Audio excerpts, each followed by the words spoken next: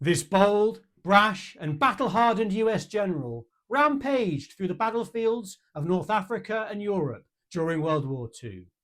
That's right, today we're going to cover the life, campaigns and most importantly, the medals of old blood and guts himself, George S. Patton.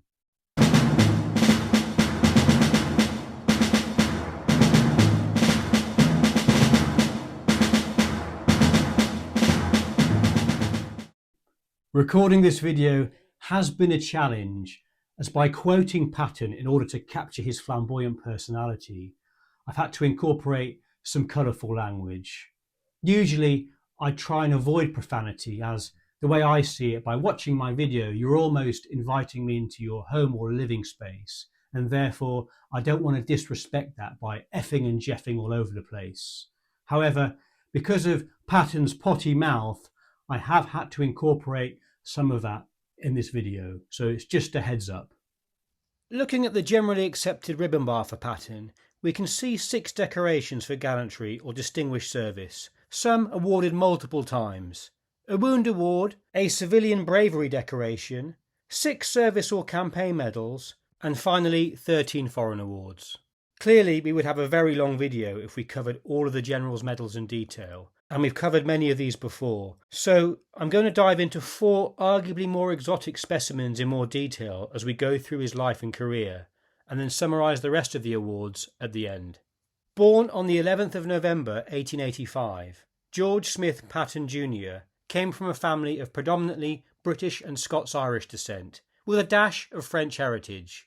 The surname Patton is an anglicised form of a Scottish name, and Patton was particularly proud of his Scottish roots. Indeed, Scotland is an ancient and mystical land, known for such historic figures as Robert the Bruce, Alexander Graham Bell, and groundskeeper Willie from The Simpsons. The country is also known for its exotic cuisine, including delicacies such as haggis, deep-fried Mars bars, Scotch eggs and iron brew. Okay, so maybe Scotland isn't quite so renowned for its exquisite cuisine. However, the country has spawned generations of warriors and soldiers with a unique reputation for aggressive, hard fighting. As we shall see, Patton definitely inherited some of these genes. Patton's Scottish ancestor, Robert Patton, emigrated from Glasgow to Virginia in the late 18th century. His family would have deep connections with Virginia going forward. Young George, or Georgie as he was known to his intimates, was raised primarily in California. This was due to his father finding work out there. Patton was deeply influenced by his family's military tradition. His grandfather, George S. Patton Sr., served as a Confederate colonel and was killed at the Third Battle of Winchester in 1864. He was reportedly recommended for promotion to Brigadier General, but died before it could be finalised. From a young age, Patton was determined to be a soldier. As a young boy, he was heavily influenced by the grand old war stories of old Confederate veterans that would swing by to visit his father. His father, George S. Patton II, was a prominent attorney and later served as the first mayor of San Marino, California.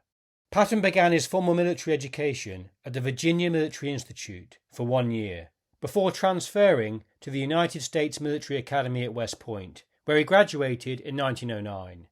Interestingly, when Patton started at VMI, there was a tailor there that kept the historic records of all past recruits. When he measured up Patton for his uniform, he stated his measurements were exactly the same as both his father and grandfather before him. During his time, possibly due to the fact that he may have been dyslexic, he struggled with certain subjects such as maths and had to repeat his freshman year.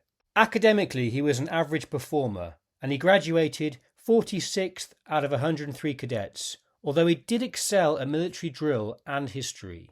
He was then commissioned as a second lieutenant in the cavalry. Throughout his life, Patton was a passionate student of military history, especially the classical period, such as Alexander the Great and the Roman Empire. He was also an accomplished fencer and horseman. During the course of his life, he would acquire a series of injuries resulting from various horse falls, such as broken bones. Aged 24, Patton married his lifelong wife, Beatrice Banning Eyre during 1910. She was the daughter of a prominent Boston industrialist, and they would have 3 children. A keen sportsman, Patton even participated in the modern pentathlon at the 1912 Summer Olympics in Stockholm, coming 5th. In 1916, under John J. Pershing, Patton joined the Mexican expedition against the paramilitary forces of Mexican revolutionary Francisco Pancho Villa, after Pancho conducted raids along the US border, culminating in the killing of US civilians in Columbus, New Mexico. Pancho was seen as a Robin Hood-like figure by some, and a ruthless warlord by others. I've got to be honest, as a Brit, before researching for Patton, I'd never really heard of this far-flung expedition. I'd always associated Pancho Villa with a former Mexican restaurant in northeast London which served tasty tacos. Patton would command a unit from the 13th Cavalry and was promoted to First Lieutenant in April 1916. During the conflict, Patton, now patrolling alongside a vehicle in one patrol, would flank a ranch house with suspected banditos inside.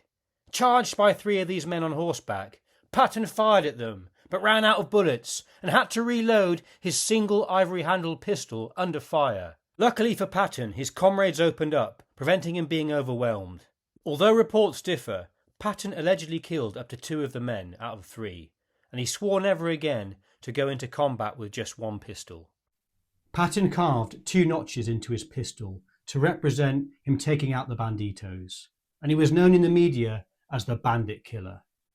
Famously, during World War II, he would be known for carrying 2 ivory-handled pistols around with him wherever he went in a war zone. However, allegedly, when the cameras were away from him, he would state that the pistols were becoming too heavy and would generally just carry 1 around with him when he was going around inspecting the troops or in the field. Patton would also spend time as an aide to Pershing and then return to the US in February 1917. He would have received the Mexican Service Medal. We've not covered this medal before, so let's take a look. Made of bronze, this was awarded by the US Army in 1917 for service in Mexico between 1911 and 1919.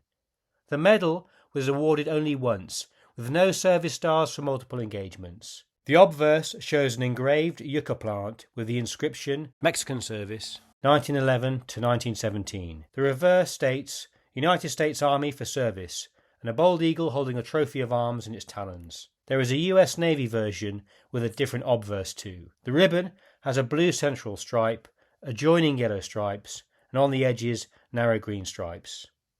Patton would also spend time as Pershing's aide and would model himself on the man. Interestingly as well, Patton's older sister at one time was engaged to Pershing. Patton in the future would model his style of leadership on Pershing.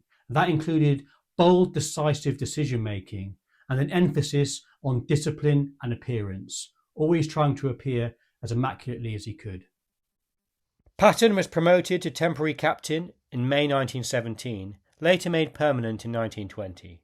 During World War I, Patton was sent to France as a staff officer for Pershing in his advance party. Waiting for an infantry position to open up, he volunteered for the newfangled tank corps. Speaking French and having a love for motor cars, Patton immediately excelled in the new role, being assigned to establish the AEF Light Tank School.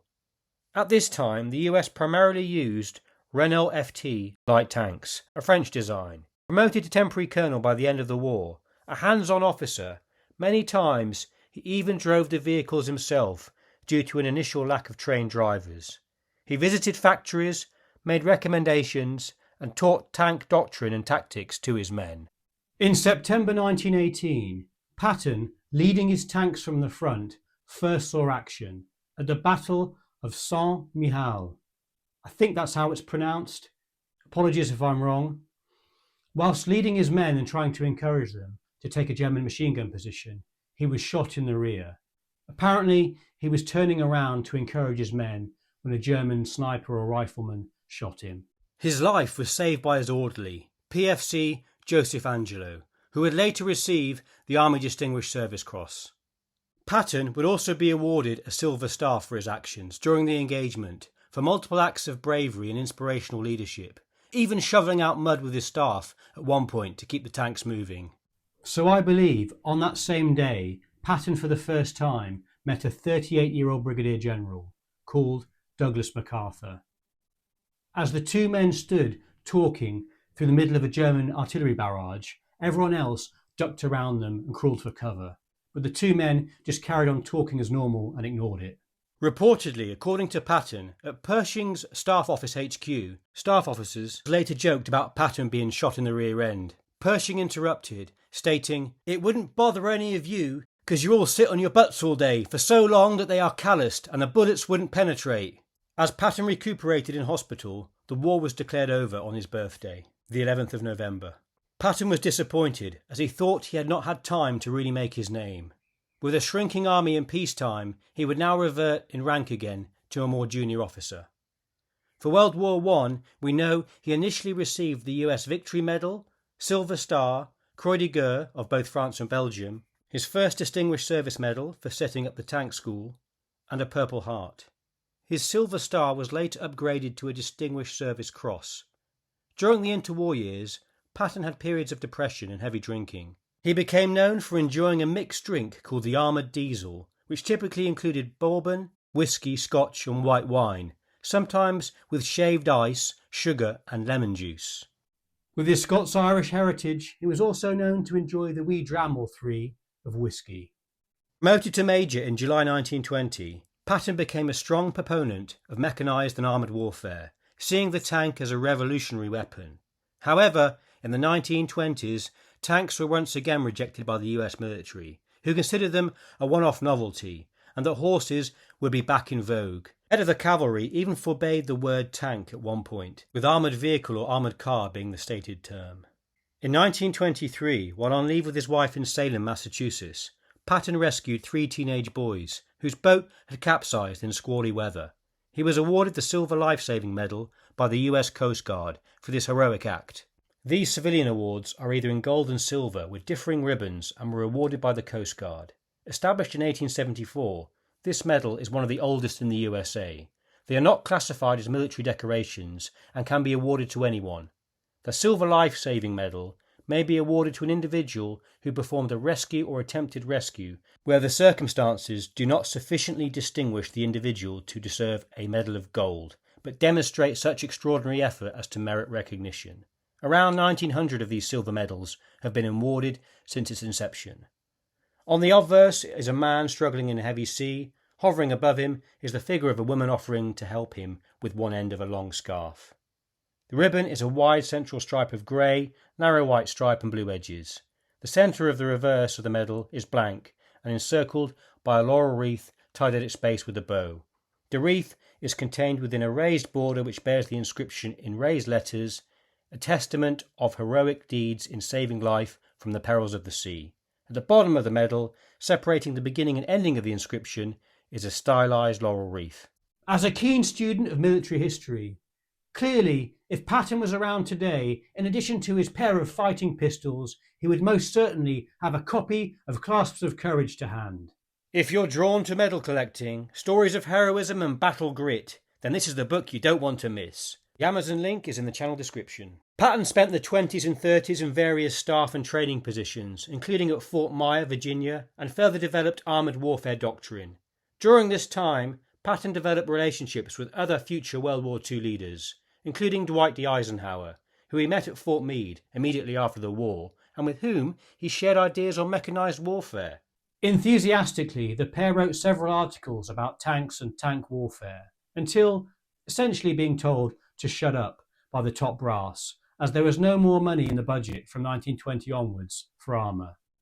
Both men would, however, remain friends and pen pals over the 20s and 30s, and this would have a serious impact on Patton's later career and progression through the ranks. With a large ego and being outspoken, Patton would also sometimes indulge in petty feuds with other officers, whom he would rub up the wrong way, such as with his own commander Hugh Drum when stationed in Hawaii.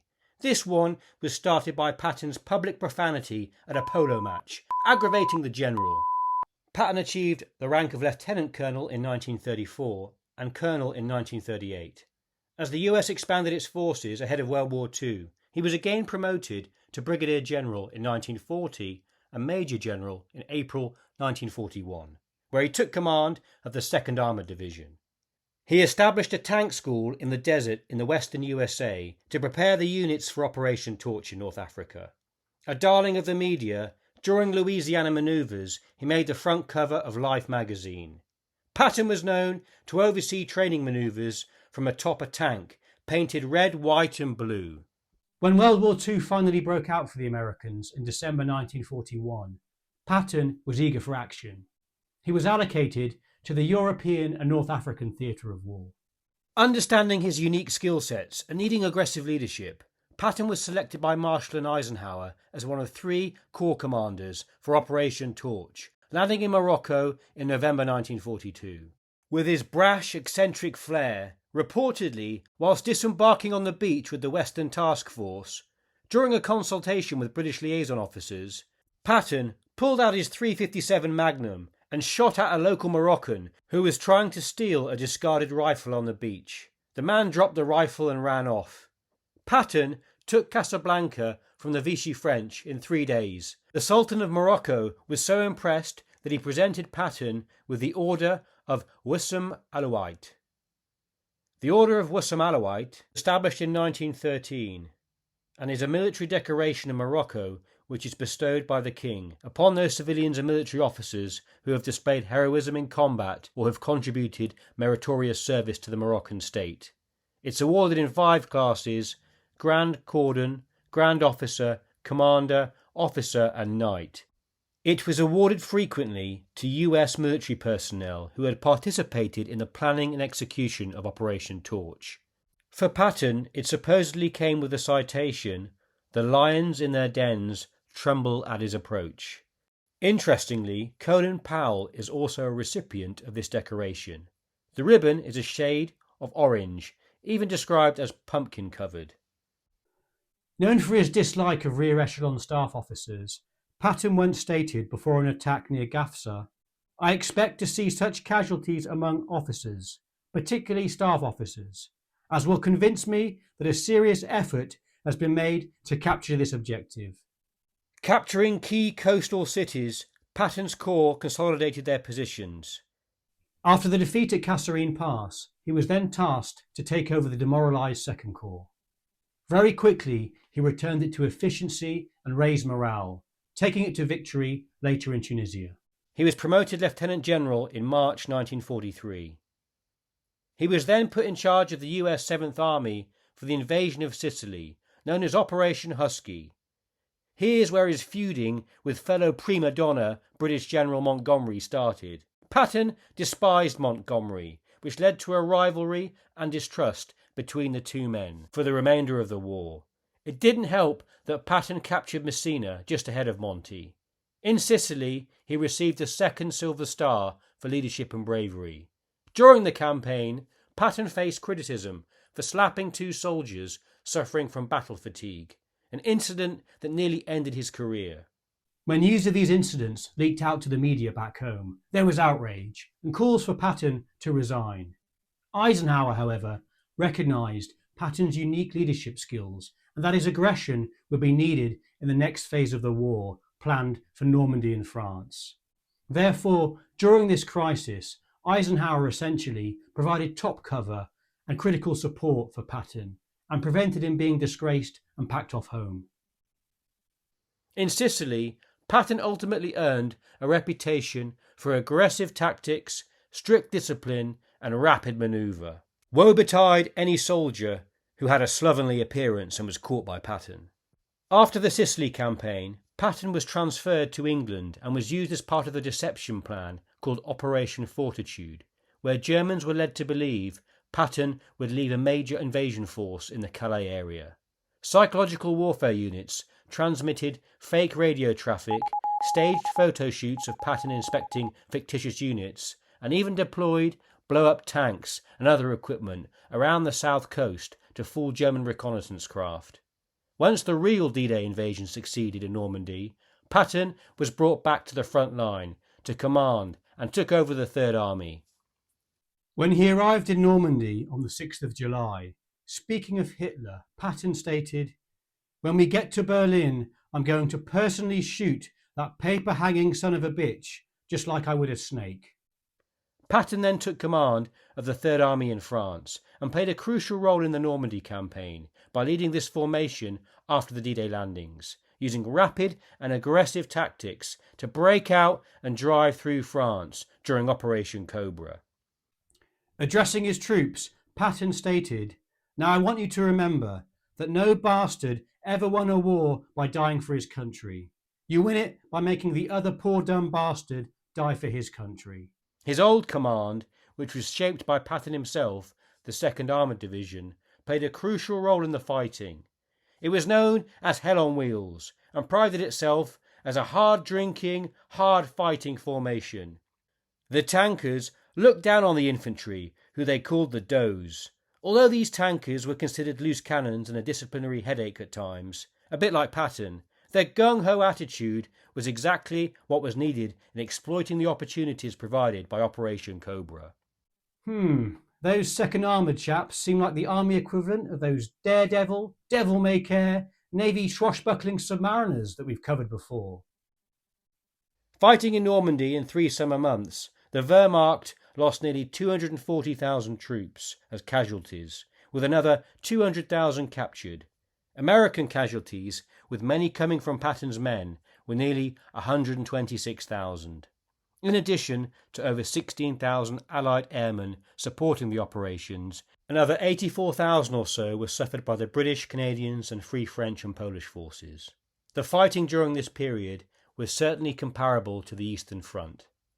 In the German campaign, Patton's Third Army was instrumental in the Battle of the Bulge, relieving Bastogne and pushing the German forces back. He continued to drive deep into Germany, capturing key cities and helping to hasten the collapse of the Nazi regime. Patton was dismissive of British tanks, such as the Churchill and Cromwell, which he felt were vulnerable and not the equal of the Tiger tank. To be fair, I'm not sure many Allied tanks were. Patton was a deeply religious man, and even at one point ordered the chaplain to offer up an official prayer for the weather. He was also a fatalist and believed in reincarnation, thinking that he may have, in a past life, been part of Napoleon's army as a leader, or maybe even a Roman legionary. In April 1945, he was promoted to general, or 4-star general. By the Nazi surrender, Patton had reached Czechoslovakia, making his troops reach furthest east of any American unit. He also liberated concentration camps across Germany and Austria. At the end of the war, he wrote, "Civil life will be mighty dull. No cheering crowds, no flowers, no private airplanes. I am convinced the best end for an officer is the last bullet of the war." Made a governor of Bavaria after the end of the war, Patton wasn't given the opportunity to transfer to the Pacific. There was already one prima donna there, Douglas MacArthur, not room for two. Although a great fighting leader, he didn't have the temperament or diplomatic skills to be an effective peacetime governor. In contrast to the smooth and sophisticated Eisenhower, I would imagine Patton's colourful language, worse than a smashed steaming submariner on shore leave, wouldn't have helped him very much in a political setting. Increasingly outspoken, he was accused of impeding the policy of denazification and protecting former officials. Facing pressure, Patton was removed from his position by Eisenhower and reassigned to the 15th Army, a paper unit more concerned with archiving information. Whilst in this role, Patton was tragically involved in a traffic accident and died 12 days later on the 21st of December 1945. The 1986 film The Last Days of Patton highlights this period. So I've read that he received posthumously the Medal of Liberated France. This was created in 1947 after Patton's death and was intended as a reward for French and foreign nationals that had made a notable contribution to the liberation of France from the German occupation. The obverse shows an image of France with the relief date 1944 at its centre. A relief chain encircles the image of France with 2 breaks in its links, one northwest, one southeast, symbolising the Allied landings.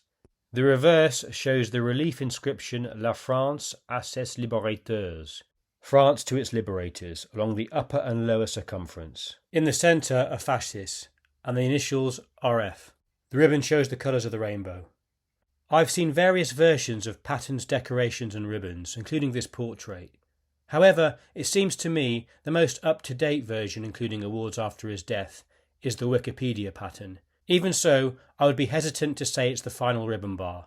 I think, due to some of the awards being issued after Patton's death, an up-to-date ribbon bar was never shown on his uniform. If I'm wrong, perhaps someone can correct me on that, but I haven't seen one myself.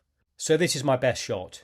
Therefore, in summary, for Patton's medals we have Army Distinguished Service Cross, twice awarded, I guess for World War II. Army Distinguished Service Medal, awarded 3 times, World War I and World War II. Navy Distinguished Service Medal, later awarded for the Mediterranean Joint Operations, but received posthumously, I believe. 2 Silver Stars, one awarded in World War I and one in World War II in Sicily. A Legion of Merit, awarded at some point in his career. Bronze Star, I do see a Bronze Star on his ribbons, but I can't confirm this. Purple Heart, World War I. Silver Life Saving Medal, Interwar Years. Mexican Service Medal, 1916-17. World War I Victory Medal, with 4 bronze campaign stars. An American Defence Service Medal. A European African Middle Eastern Campaign Medal, with 1 silver and 2 bronze stars. World War II Victory Medal. According to the Patton Museum, there is no photographic evidence that Patton ever wore this ribbon. Army of Occupation Medal. Patton qualified for this medal with the Germany clasp, but the medal wasn't issued until after his death. Moroccan Order of Ouissam Alaouite, January 1943, awarded. Czech Order of the White Lion, awarded in 1945. Luxembourg Order of Adolphe of Nassau. British Honorary Knight Commander, Order of the British Empire, OBE, awarded February 1945. French Legion of Honour Grand Officer, awarded 1943. Belgium Grand Officer of the Order of Leopold with Palm. The Order of Kutuzov, First Class. This was awarded to Allied generals during and after World War II, primarily for strategic leadership and successful counter-offences. I'm not sure exactly when Patton received this. I'm pretty certain we covered this in my video on the Hunt for Red October. No doubt Captain Ramius would have considered Gung-Ho Patton a buckaroo. Honorary Companion of the Order of the Bath, December 1943. The French Croix de Guerre, World War I and World War II. Luxembourg War Cross. The World War I Croix de Guerre from Belgium with Palm. And finally, the Czech War Cross. Here is also a French Liberation Medal which was issued later. Patton would have also received a participation or commemorative medal from the 1912 Olympics, as he came 5th. Patton was known as a man who loved to collect awards and decorations, so would likely have received various other liberation and commemoration medals and decorations during and after the war, so don't consider the medals I've listed as the final word. I've used a variety of sources for Patton's life. 2 which I found really good were the excellent books Anthony Beaver's D-Day and Kevin Heimel's Patton's War. I think you can get both of these on Amazon. Clearly, you cannot fit Patton's extraordinary life into a short video like this on YouTube, so if interested in his life, it's definitely worth checking out these books. With conflicting sources and a smorgasbord issue of awards over time, Patton has definitely been one of the harder individuals to uncover medals for. I think I might have a crack at Montgomery very soon. Thanks for watching. I hope you found some value from this, and I'll see you in the next one.